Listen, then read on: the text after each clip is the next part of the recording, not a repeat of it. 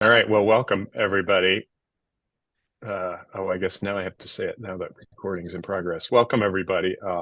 This is my first run as president, so excuse me if I'm messing up a few things. But I'm going to start, I guess, with it sounds like Greg's got a thought of the day that he wants to share with us. Of course, Is that right? I'm always willing to share something. Recently, as Kelly knows, I've been really busy picking up cigarette butts, and I want to share something though about words. So, the last week has been the Jewish high holidays about looking forward to being repentant for things that we could have done better, and looking forward to more positive thinking, which just kind of goes back into Judeo-Christian thousands of years of thoughts of Yom Kippur and Rosh Hashanah. So just some words that mean a lot to me. And okay, words count.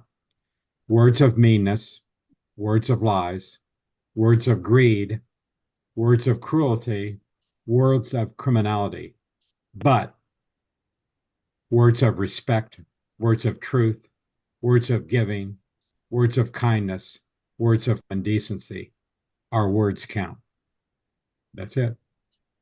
I'll repeat that if you need it. That's all there is that I wanted to say. No, that's excellent. Those are that's a great thought, great way to start up today. So thanks for sharing Thank that. Okay, so some club announcements. We've received Eric, 38. Eric, Yeah, can I interrupt you? We've no. got a couple of guests, it looks like. Could we Oh, maybe yeah, introduce them? absolutely. I see one is Indy Metro Hi, Lieutenant sweet. Good Governor morning, sweet. I see. E-Club Good Sweet morning. Night from Shortridge High School Ski Hi, Club. good morning. Thank you Thanks for so Good joining. much. morning. Thanks for We're joining so us. glad to have you. Yeah. So glad to have you here. Thank you. Oh, also happy belated birthday, Greg. I apologize. I was not Oh, able to oh, yesterday. oh, thank you very much. Very kind of you. Thank you. You're too I sweet, really sweet. appreciate it. Yeah. And Laura, you want to introduce Kathy, or Kathy introduce yourself? Hi, everyone. Sorry, I'm in the car. That's why my video's turned off. I'm with the Kiwanis, and we were invited to Inner Club with you all. My name is Kathy. Nice to see everyone. Hey, Kathy, welcome. Thanks to both of you for joining us today. All right, thanks for doing that, Roger. I appreciate it. Okay, regarding grant applications, we've received 38 so far for grant applications to be reviewed. Let Kelly know if you'd like to be on the selection team. She'll be sending out the packets later today. Upcoming events to be sure that you have on your calendar. Monday the 21st, IOZO's Bunch is gathering again. I think that's at noon. Is that right, Roger? Or is it earlier than that? 11:31. 11:30. We'd have Okay, to get an early excellent. start. So come and join us, Okay. anybody. Let me know. We have a Zoom meeting on the 24th with the Komen Tissue Bank. Should be an interesting one. Certainly, my wife's been through breast cancer, and so it's an important thing to know about and learn about. Social supper on the 29th at Firebirds, 96th and Meridian. I believe that's 5 o'clock. Is that right, Mary? They could get us in at 5. We usually could do 5:30. They could get us in at 5:15. So it's a little bit early 5:15. this time. Okay. Hope everybody can make So it. It's a fabulous restaurant. that should be good. I'm looking forward to trying that out. Haven't been to Firebirds yet, so I'll plan on being there. The And 12th, is we Sally have coming with you? yes. Good. All right, I'll put you down. Thank you. The 12th, we're going to have a Zoom meeting with the Hoosier Lottery. So I don't know how they can give us free lottery tickets by Zoom, but we'll see what happens. And then Saturday, the 11th, the 2nd of November, Coats for Kids at the NS State Fairgrounds. Drop off a coat at any Classic Cleaners location through October 19th. Chuck Cotterman, you want to touch base on the Marion County Football Awards? I don't think Chuck Chuck's on here. Chuck's I not. guess he's Roger, do you want to do that? Sure, you and Chuck met with Colts people Tuesday, and we're gonna have a committee meeting. But this program is planned for the 5th of December. Table sponsors are available at $200 for a table, and you can pick your team you want that to be on. That includes one ticket. And that's at I think we start that at 11:30 as well. So come and join a big fun event. Yep. Colts are highly involved with it, so that makes it fun. Yeah, that helps a lot. Yeah. And do you want to talk about Circle K International Week too, Roger? While we got you going.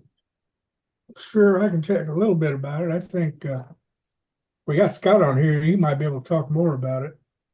As a matter of fact, Scott, do you have an idea of what you guys are doing and what's anticipated on the key clubs?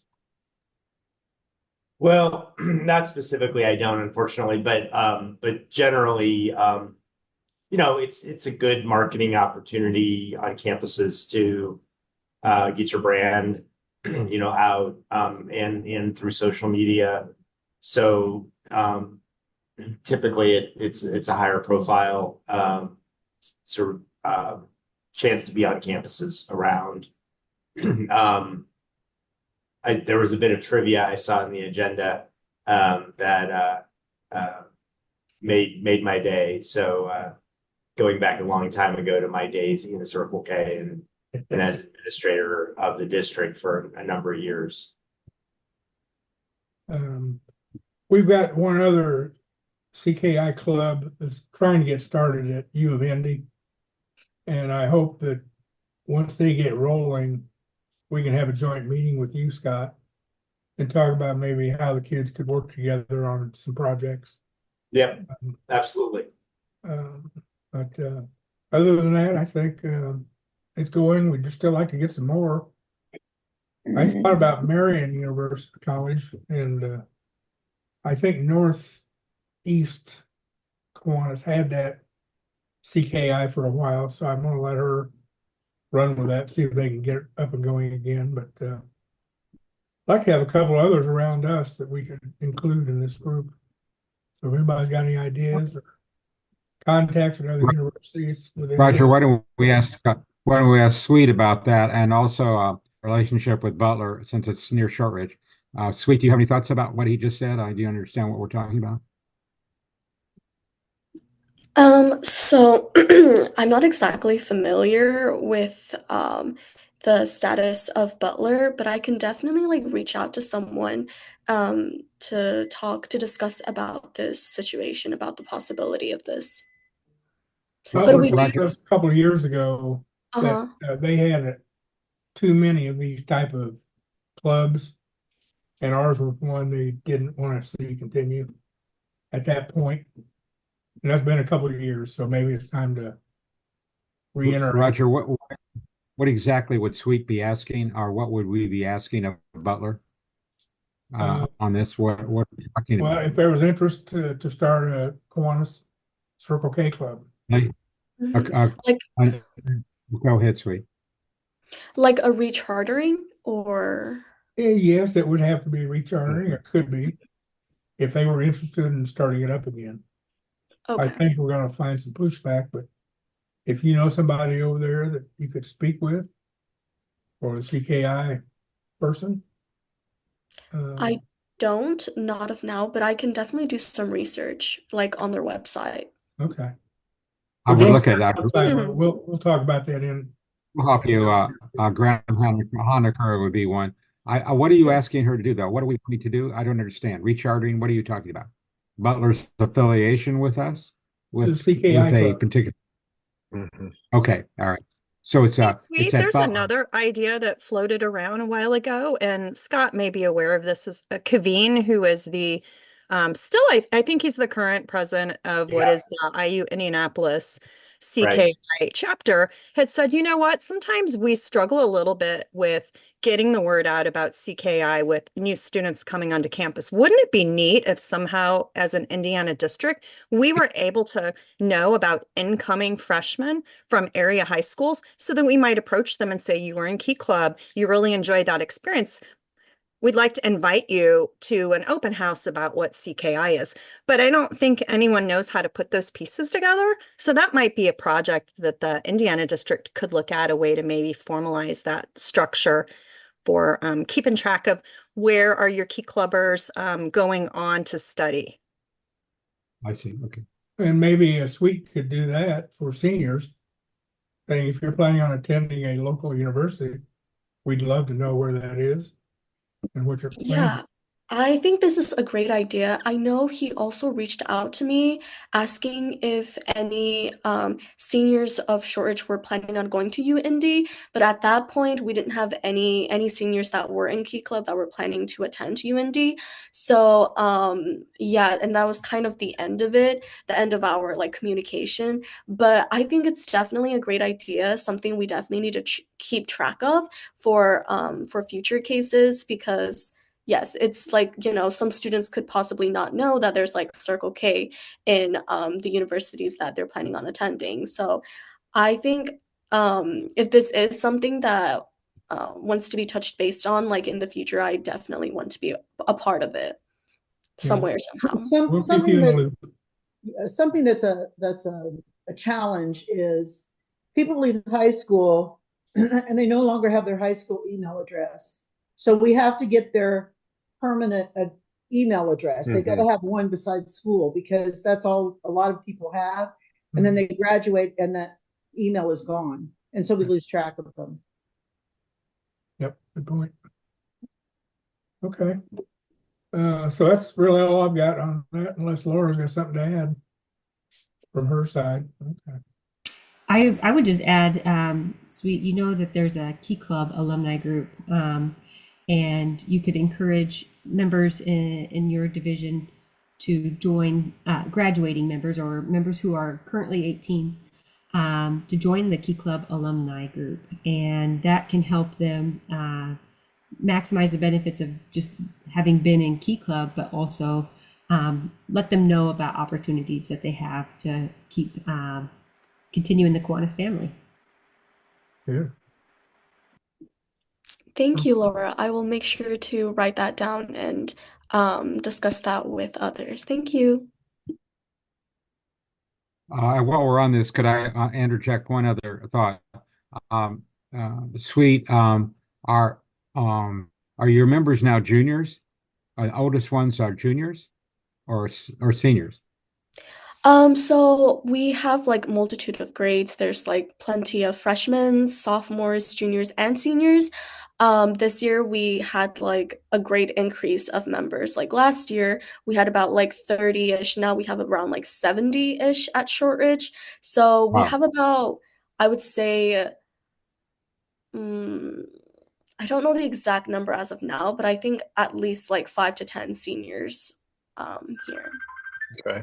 The reason I asked that is because, as we've discussed, Butler has an outreach scholarship program for seniors now, and you might want to inquire while you're talking to whomever that you have key clubbers that might apply for this community discounted tuition program that they're starting in 25, and so it's a real good connection for you to Butler, among other places. But Butler is the one that offers this. And that's something you should keep your eye on, because the tuition is very high, but it's discounted now. It's going to be discounted for those who live around the community of Butler. It's something that you should keep your eye on. That's all I had to say. Thank you. Thank you. Thank you, Craig. Excellent. Well, I think now we'll turn it over to Laura for the program of youth protection. I had to go through something similar when I was a scout leader. Unfortunately, we're in a world now where we have to go through this process. But thanks, Laura, for leading us through this one. My pleasure. Really, thank you all for coming to this meeting. to learn about the Kiwanis Youth Protection Policy for our service leadership programs, Key Club, Circle K, Builders Club, K Kids, Action Club. So I'm glad that you are all here. As you, I think you all already know, in addition to me being a club member and director here, I'm also the advisor for Perry Meridian High School and a service leadership program staff member at the office. So I specifically work for Key Club International, which means I do have experience needing to implement the policy and training with youth protection. So, as Kiwanis members, you all know that we're all required to follow the youth protection policy, but there are some ins and outs and can be tricky. The training and background check requirements do vary for different positions that Kiwanians hold. So by attending this meeting, you're helping us all comply with the requirements on policy training.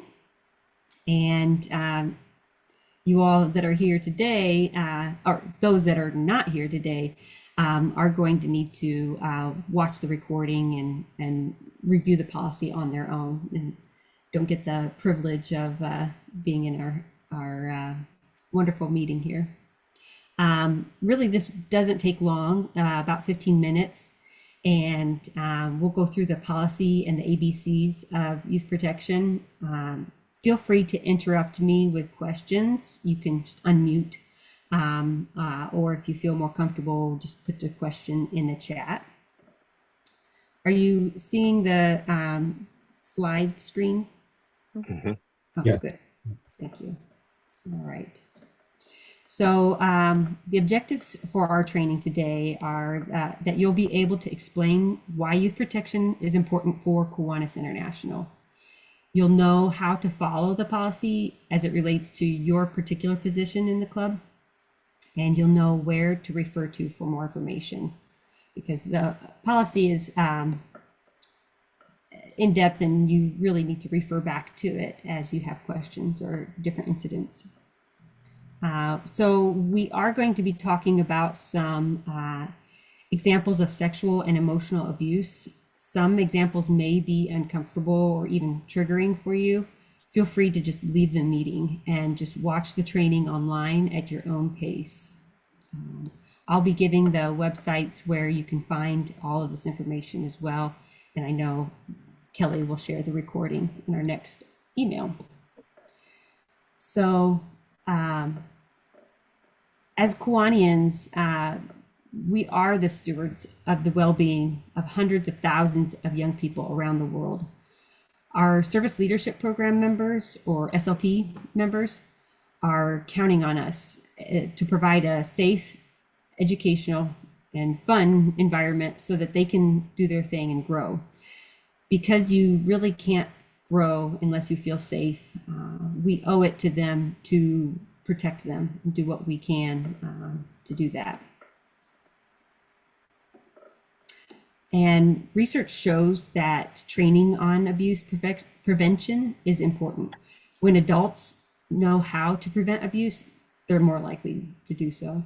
And when people know that our youth have been educated about abuse prevention, they're also less likely to target them. So we know abuse is a major problem for youth. Data shows that the potential for abuse is a concern for every group working with young people. It doesn't matter the socioeconomic levels, the ethnicity, gender, or the type of community that we're in. We also know that abuse happens early. The World Health Organization data shows that worldwide, 1 in 5 girls and 1 in 13 boys experience child sexual abuse by the time that they reach 18.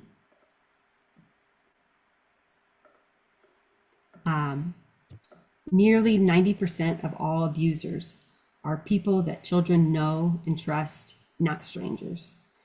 They often meet online or in school, sports, religious or community organizations, and some young people who experience the abuse may even consider it consensual, but that does not mean that it is okay and that we should not be reporting it. So we're here to figure out where and how abuse happens. Typically, it occurs in private spaces during one-on-one interactions, and that's why we implement the rule of 3 with all interactions with young people. Predators use the one-on-one access to groom and assert an emotional control over vulnerable youth while volunteering in school or off-campus events. There are opportunities where one-on-one interactions could occur, and by educating ourselves, we are better equipped to be aware and to mitigate the access.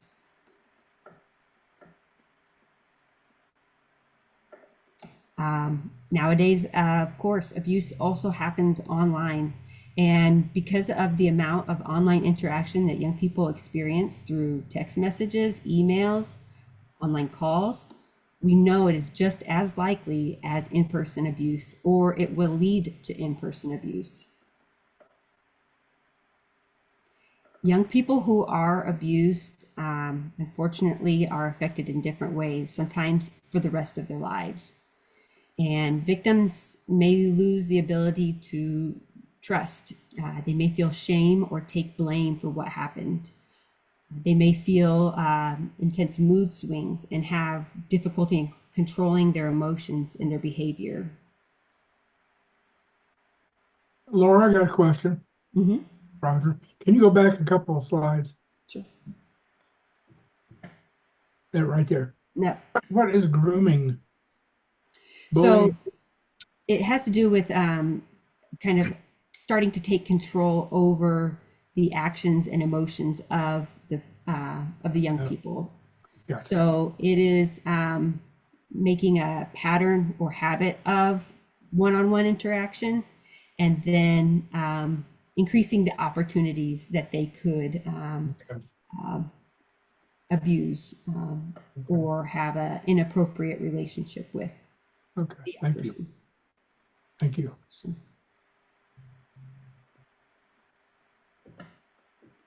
And that's pretty much what we're really looking out for.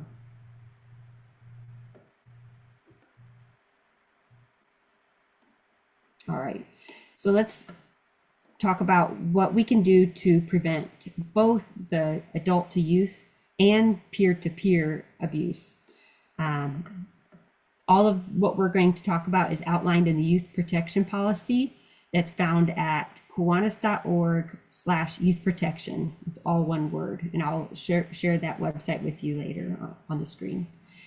Kiwanis members, we must know the ability to, we must have the ability to identify the concerning behaviors and mitigate risky situations with supervision, and we must report both emergencies and red flag incidences sooner rather than later.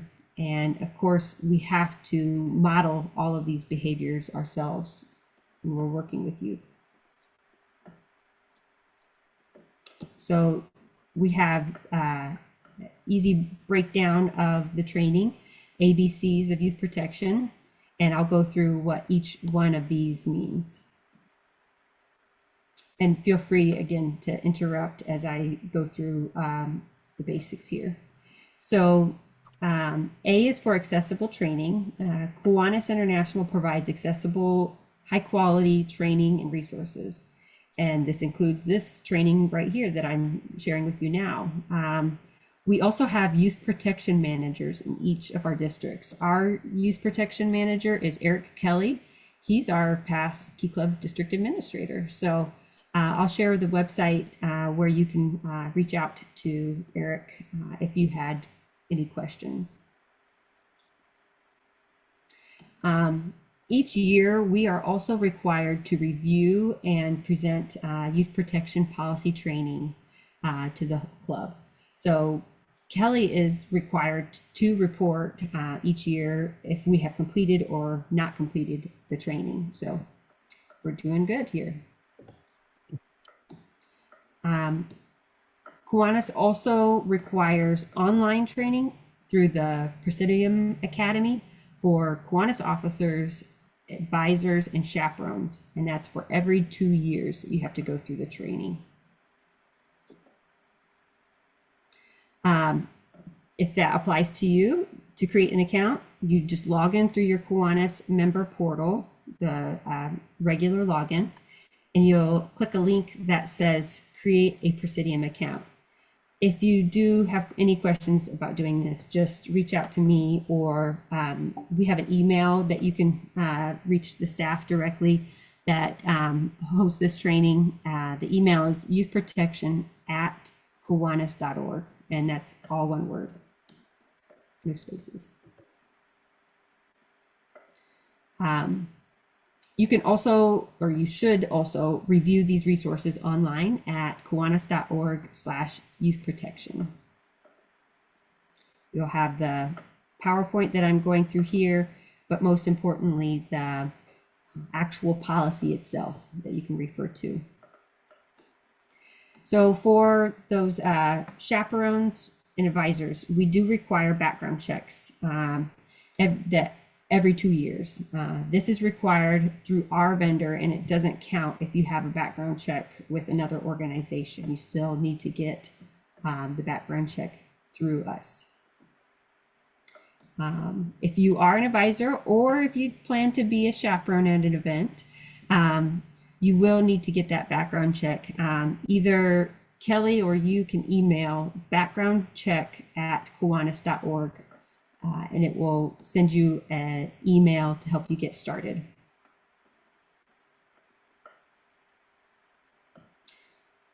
So the C in ABC is for culture of care. This is for our student SLP leaders. And they are our #1 ally in creating a safe and fun experience for all of our members. The Culture of Care is an initiative that provides the SLP members with training, and it helps to prevent bullying, reduce violence, and most importantly, understand healthy relationships and boundary setting. So we implement the Culture of Care training at our conferences, our conventions, and also through our partners. So for CKI, we have Active Minds; for Key Club, Erica's Lighthouse; and for K Kids and Builders Club, Project Happiness. And we work to basically break down the stigma around talking about this, around talking about mental health, depression, and how young people can develop healthy habits in general. All right, so that's the ABCs. Now I'd like to get to the important items in the youth protection policy that go beyond that, those basics. At all of our SLP events, we do have requirements for a number of chaperones. Even if you're not an advisor, but you'd like to help us out, you can sign up to be a chaperone and go through the training and background checks. Why would you do this? Because it takes a huge burden off of the advisors and provides more opportunities for our youth to serve and attend leadership events. So you do not have to be an advisor to sign up to be a chaperone, but you do have to go through the training and background check. This policy also protects against false allegations. Of course, protecting our youth is the highest priority, but knowing the policy and implementing it can help us as adults from facing false allegations. The best way to do this is to follow the rule of 3 in all interactions with youth, online, on the phone, and in person. You do this by making plans to include another person. You actively have to include somebody else, preferably an adult, in all of your interactions. Also, avoid physical contact, even in a situation where it seems very playful or even empathetic. Hugs or slaps on the back can be unwelcome and feel inappropriate. Online, the policy also includes important actions that we must take on social media. So to protect the privacy of youth, do not post photos of them on your accounts without a signed permission form from their parents. Never follow a friend or like an individual account from a young person or even their post. Instead, what you can do is follow the group's account. They all have a club account, and you can like, friend, follow all you want and support them in that way. If you do observe something, if you learn a behavior that violates the youth protection policy, you must report it. You may be the only person who will make the difference and prevent harm, future harm from occurring. You will be able to contribute to our feeling of safety among our members. So that involves emergencies. If you see something happening illegally, if you're experiencing danger or an emergency, you must call 911 immediately. But then after that, after you've called 911, or if you see a red flag situation, a violation of the youth protection policy, the next thing to do is to report it to the event leader. If that's you, if you're the chaperone, the event leader, or if you can't get access to that person, you can call our helpline at 1-866-607-7233. When you do this, as soon as possible, put a summary together in writing of what happened and who all was involved. This helpline is staffed 24/7 by Presidium, and they do provide guidance and report to the Kiwanis Youth Protection staff team. Anybody can call the hotline, parents, students, advisors, members, anybody. You can also choose to remain anonymous when you do so.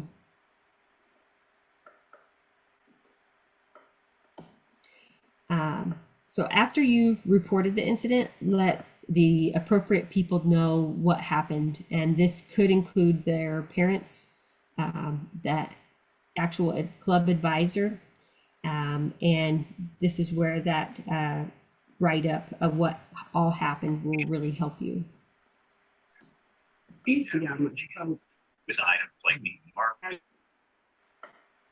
No questions? Okay. So you have to address the situation after it has happened, after you've reported it. You need to address the situation with the person who made the violation and with anybody who witnessed it or was affected by it.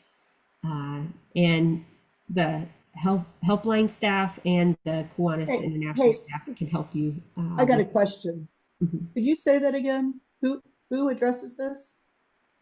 If you witness an incident, a violation of the policy, after you've reported it, then you need to address it with the person who made the violation, as well as people who witnessed it, and the person who was the victim.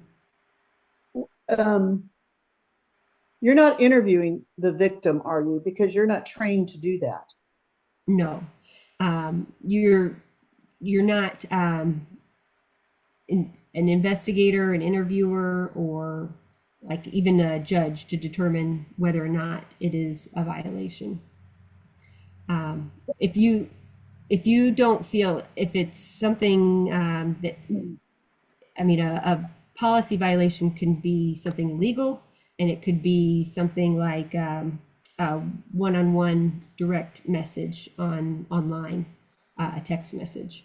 So I would use your discretion at determining whether or not you feel safe addressing it. But I would say when you report it, that is the time where you'll learn who needs to address the person who violated the policy. So if you don't feel comfortable about doing that, then you can talk to the staff and let them know that.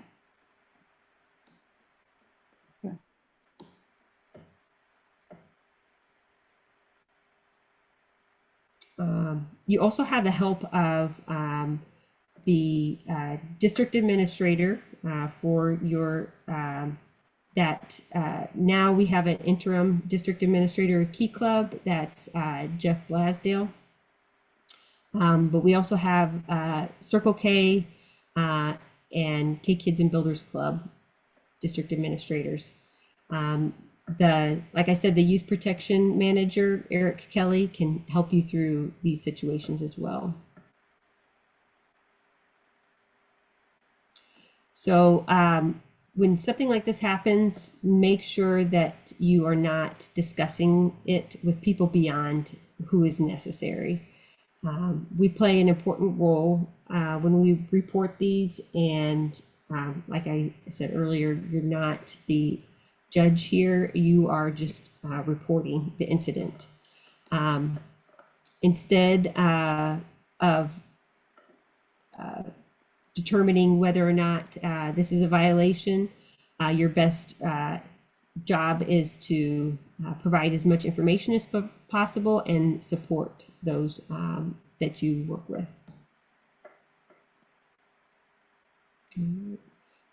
So lastly, advisors, we need to know and help Kelly monitor our background check status.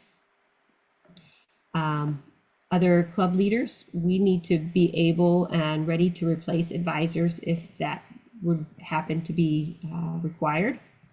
And as a club, we can all agree to help subsidize the cost of training and background checks. So you can find a copy of the youth protection policy. There's also a list of frequently asked questions for different situations and contact information. So we provide you with the contact information in these emails, as well as our district manager, Eric. So that website's kiwanis.org/youth protection. And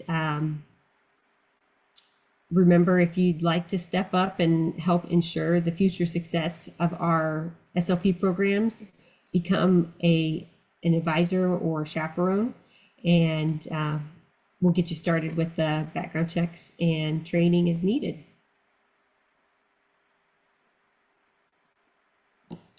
So thanks for the questions that we had so far. Do you all have any other questions? I'll add a comment. Yeah. On the background checks. I did mine, I think, a year ago. It's fairly inexpensive, $25, I believe. Yeah, I think the price went up for us recently. I think it might be 35 now. But if somebody does this and would like to be reimbursed, our club will reimburse you for that cost, for that training. Great, Roger. Do we have a lot of things like this in the district, Laura? What do you mean things like this? Complaints, instances? I mean, there's with the helpline, I don't receive the reports with that. In my experience, just about each year I've needed to go through some of those steps and report things that happen. And, you know, each time is a little bit different, but I imagine that other advisors, other adults working with SLP also experience something like this. So it's a learning experience sometimes. And you keep referring back to that policy and making sure that you're following it and the people that you work with are following it. The students also have to be constantly reminded of the rule of three, because I think they just don't think of it and will initiate one-on-one interaction and or ask for a ride, and they don't understand or know what to do when it comes to how to follow that rule. So you have to plan it in advance and find ways of having a co-advisor helps, having somebody else that another adult or another student that you can include, plan to include on interactions really helps. And having a wife helps now and then. Sure. I got a call from one student one night, needed a ride. And so I had to wake my wife up. Said, "You're going to ride with me." Yeah. So there was at least two of us in the car with her. And if you do experience a situation where you cannot follow that rule of three, the best thing to do is to put it in writing and to share it with their parents, and even the other adult that you normally work with, the faculty advisor, and let them know what happened, what time was it, and the situation, the breakdown of the situation. So there, it's not like the end and you're going to be removed as a chaperone from now on. You can make sure that you are following the policy still in a difficult situation. Okay. Like that. So I have another question then. If Uh-huh. like parents give permission, then would that be fine, or like still you have to follow the policies? So it does put the adult chaperone in a difficult position at that time. I would say it should not be planned out to break the rule of three, to not have more than two people in a interaction, like whether that's an email or a car ride, or I can't imagine a situation where you would need to chaperone somebody all by themselves. But even if the parents say it's okay, I would still plan to include somebody else. Perfect, thanks. Now, along that lines, you talk about emails. Mm-hmm. And there's occasions I've emailed Sweet directly for an event coming up or something. Is that something I should include, say, the advisor on? Yeah, I always include the faculty advisor, the other advisor, and even if that means that email is just going to be archived and really doesn't sometimes you can say, hello, Sweet, reaching out to you about the upcoming event. I'm copying our advisor, Chelsea, on this as well. Okay. And let them know that this is just a copy for the other advisor. That person doesn't need to take any action. Okay. And you're also emailing her Kiwanis official Lieutenant Governor email address. Yes. I think it helps a lot with the, not that Sweet would ever do this, but in our world, the false allegations can happen among youth when working with youth. So it does help to have a third party involved, and they can hold everybody accountable. Gotcha. Greg, I saw that you were saying something, but you were muted earlier. You gotta look out You're your other still eye. muted, Greg. There you go. All right, I'm okay.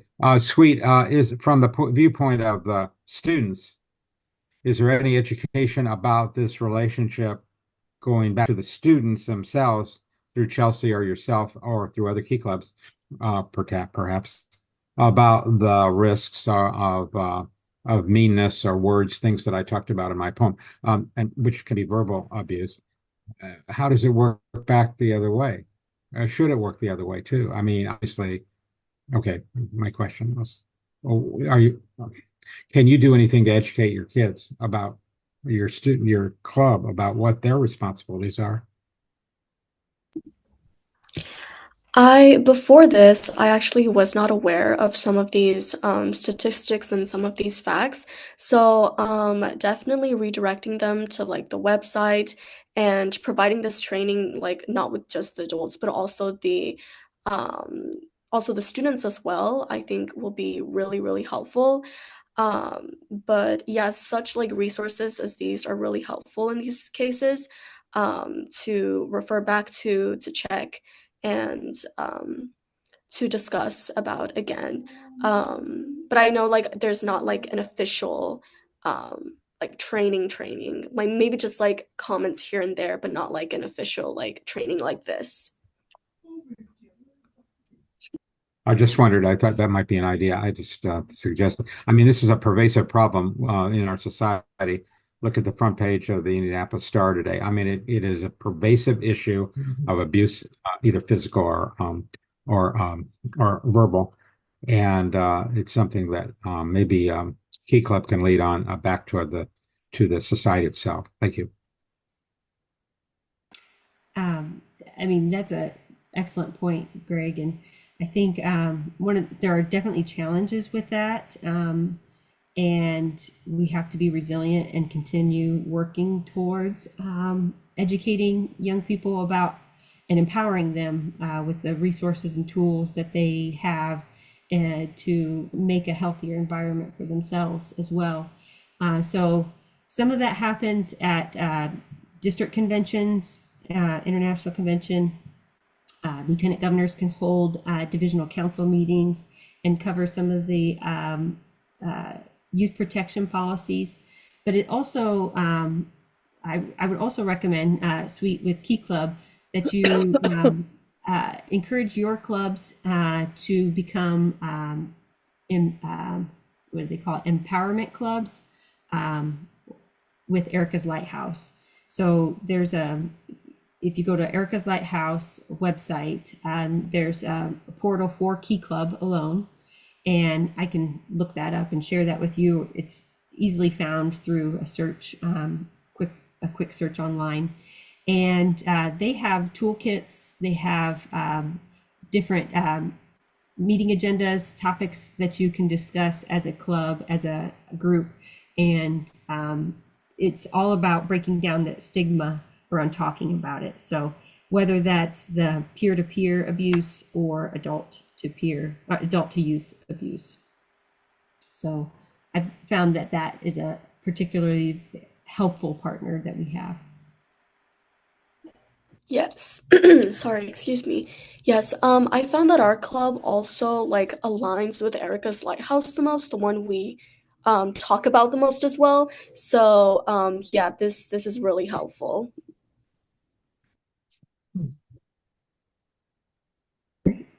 Any other comments or questions? Thanks, Kelly, for sharing the website there. Thank you. All right. Well, thanks, Laura. I appreciate it. Thank you all. And, good presentation. Sobering to a degree, and but yeah, something that's important for us to know about. Is there any other business that anybody wants to bring before the group? Eric, I'm also showing the secretary dashboard so everyone can see the things we were talking about with the background checks. Every year we have to report who our advisors are for our SLPs, and it's noted on there whether or not their background check is current. So that's the process that we've been going through the past month, making sure that everybody's got theirs approved. Oh, excellent. Good to see. Does anyone have any questions about any of that? You can also let me know. I think we need to remember we have to be deliberate when we're working with kids. We have to be deliberate in thinking the rule of three.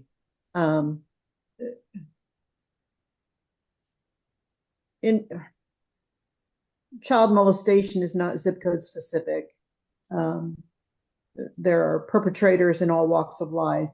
Hopefully none of us are those people, but if we can help at least one child just by being cautious, we've done a world of good for that individual child.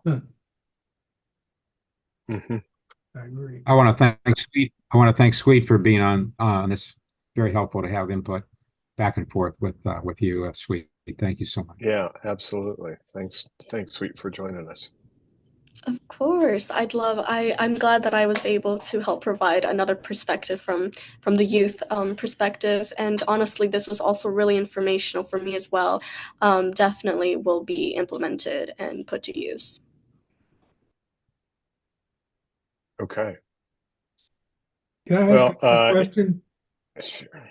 There's another person that joined, DG Melford Clark, Looks like we have a district governor on the call. district governor. Yes, Mr. Clark? good afternoon. I'm from the Bahamas. Awesome. And I saw the link, so I said, well, it's an interesting topic that I need to keep up to date on. But if I can ask Laura, do what you speak to at Kiwanis office with regard to background check, because I've sent some emails in and I'm not getting response back. Yes. So were you sending the email to the to start a background check? Yes, yes. Um, But Frankie, go ahead. let me summarize, and maybe it might other places might have this kind of issue too. Each year we change our not change all of them, but some of the Kiwanis advisors, and we're in the Caribbean, of course, so we had to send to KI and ask for a link for the Caribbean persons, and when they do that, we get charged $100 and some versus the regular $35. KI is telling us that that person is not on the list of persons who are known to be Kiwanis advisors. Now, these are new people we want to hire. The first thing is, how do we get them on the list so that they can be charged the $35 and not the $100 and some? And I've asked that question, and somebody put me on to a lady named Jenny. Jenny, And colleague. I've been trying to get to her without success. Okay. You were not able to reach her through email? I sent an email to her, yes, but I'm not getting a reply back. They keep sending us the link, and the link is doing the same thing. Well, if she is sending you the link, then I think that is what we have to do. I know that the cost for background checks varies. It's not up to Safe Hiring Solutions or Kiwanis International. It's up to the local government who holds all of the records. So it can be very difficult. There's some areas are extremely difficult. They require fingerprints and for you to go in person to a certain location. In other areas, it's a much 2-week process, a much simpler process online.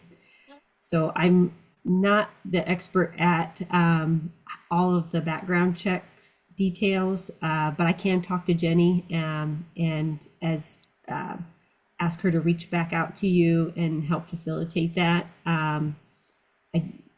I imagine that if you're finding that when you click on the link that it takes you to the portal that says that's the price, that is likely the price. Now, I think I've certainly seen areas where the district gets together to help cover some of the costs associated with background checks as well. So working together with the Kiwanis district, the SLP districts, that could help cover the difficulty there. Don't get me wrong, Laura. I have no problem with the cost if the cost is that, but they're charging me $35, and another person in my same club, they're charging them $135, and then the next one is $105. Okay. Something must be wrong with that process. Yeah. Well, I'll share that with But anyway, let me not waste the club's time. I'm just the question is, who do I talk to with regard to background checks to solve that issue? That's Jenny, the gym. Jenny? So, yes. Okay. Okay. I'll continue trying to reach her in person. Okay. Yes. Thank you. Well, thanks for joining us. Mr. Yeah, Clark, thank you. Yeah. and good luck getting it worked out. Yeah. Kia is usually good in solving your problems, but it just takes time sometimes. Yes, it does. Yeah, it does. Okay. Well, I really liked Mary's dad jokes. So I'm going to build on that a little bit and conclude our meetings with some of the philosophy that I see on the One America billboard, which is near my office. So I drive by it almost every day. So one that I saw that seems like it's an appropriate way to end today's meeting is, what animal protects a pumpkin patch? It's a gourd dog. So is that up to your level of quality, Mary? I don't want That's to. down to the standards. Certainly, it's certainly on Mary's quality. Thank you. Okay. That's the worst one yet, Eric. And you just start your presidency. You just started. Okay. Well, it can only go up from here, right? So. Eric, you need some work. All right. All Thank right. you. Well, thanks, guys.